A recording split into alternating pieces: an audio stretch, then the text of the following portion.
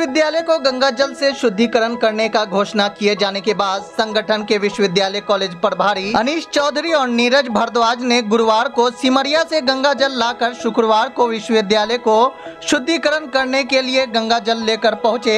MSU के दर्जनों छात्र नेता विश्वविद्यालय पहुंचकर अपनी मांगों के समर्थन में नारेबाजी करने लगे और विश्वविद्यालय प्रशासन को चेतावनी दिया कि जो भी छात्र हित की मांगे हैं उसे पूरा करें, अन्यथा कुलपति के हटने के बाद हम लोग पूरे विश्वविद्यालय को इसी गंगा जल से शुद्धिकरण करने का काम करेंगे।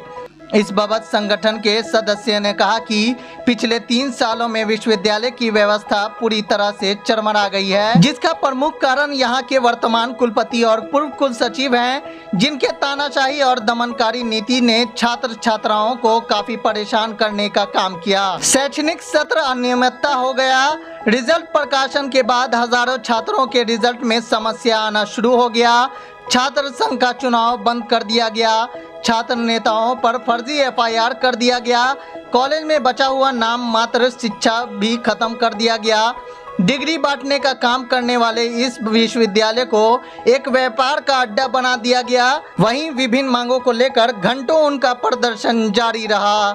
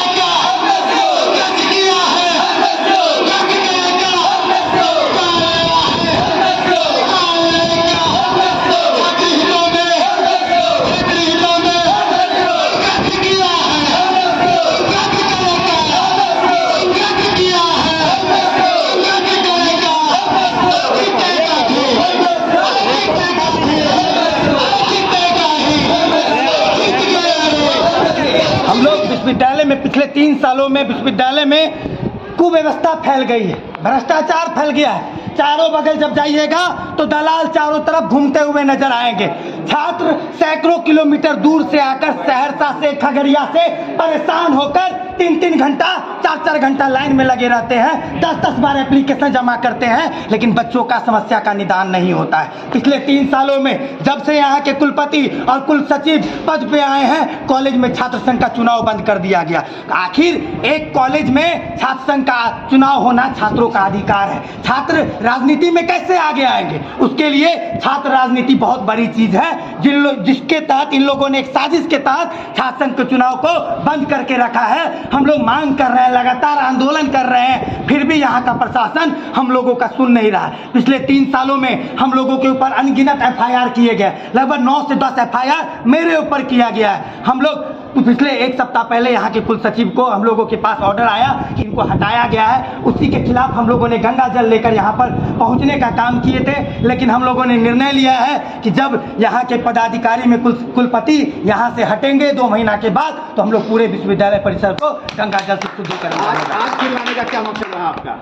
क्या बोले सर? आज लाने का क्या मकसद रहा? आज गंगा जल लाकर हम लोगों ने चेतावनी देने का काम कर रहे हैं कि छात्र किस तरीका से परेशान है, छात्र क्या कर सकते हैं। छात्र यहाँ तक कि इसलिए तैयार है, आत्महत्या करने तक के लिए तैयार है, लेकिन हम लोगों ने गंगा जल लाकर यहाँ के प्रशासन को चेतावनी देने का काम कर रहे हैं कि हमारी मांगों को सुने, अन्यथा आने वाला समय में हम लोग जोरदार तरीके से प्रतिकार करने। वैसे भी कहा जाता है गंगा जल जहाँ पहुँच जाती है वो परिसर ही शुद्ध हो जाता है। जी बिल्कुल, हम लोग उम्मीद करते हैं कि नए कुल सचिव आए हैं, हम लोगों को उम्मीद है कि दोनों मिलकर कम से कम विश्वविद्यालय में शैक्षणिक माहौल कायम करने का काम करें।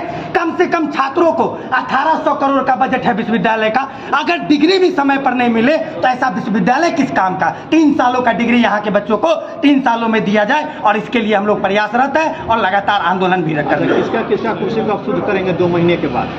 2 महीने के बाद हम लोग सारे चैम्बर को शुद्ध करने का काम करेंगे। हम लोग अभी विज्ञापन इनको सौंपने का काम करेंगे, कुलपति को, कुल सचिव को, कि हम लोगों की क्या मांग है। हम लोग मांग कर रहे हैं कि डिस्टेंस एजुकेशन, लॉ एजुकेशन को बंद कर दिया गया। यहाँ के बच्चों को लॉ करने के लिए भी अब दूसरे राज्य पर निर्भर रहना पड़ेगा। हम लोग मांग कर रहे हैं कि दरभंगा लॉ कॉलेज को खोला जाए, डिस्टेंस एजुकेशन को बंद कर दिया गया उसको खोला जाए। साथ ही साथ हम लोग मांग कर रहे हैं कि जो छात्र संघ का चुनाव पिछले 3 सालों से बंद है उसको तुरंत चालू किया जाए ताकि छात्र अधिकार को फिर से जिंदा किया जा परिचय दे सके। दीजिए। अमन सक्सेना, राष्ट्रीय प्रवक्ता, मिथिला स्टूडेंट यूनियन। ये